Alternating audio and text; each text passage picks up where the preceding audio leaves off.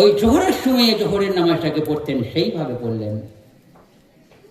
কখন বলুন, আমি আজ প্রতিদিন থেকে বলছি, আল্লাহর মধ্যে কিছু কিছু ব্যক্তিগতভাবে আরম্ভ করেছেন, তো বাড়ছে ঠিকই।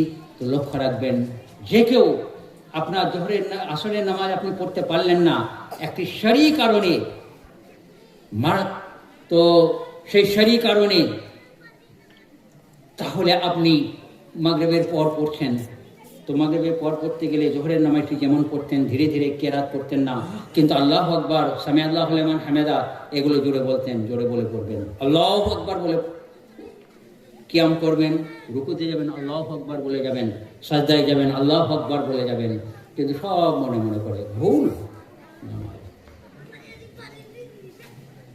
নামাজের বিভিন্ন অবস্থার যে দাবি, মান সাল্লাহা বিহাক্কিহা কুবিলাত লাহু সালাতুহু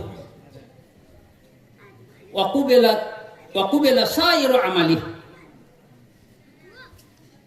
নবী সাল্লাল্লাহু আলাইহি ওয়াসাল্লাম বললেন, যে ব্যক্তি নামাজের দাবি অনুযায়ী, বিভিন্ন অবস্থা রয়েছে নামাজের, সেই অবস্থার দাবি অনুযায়ী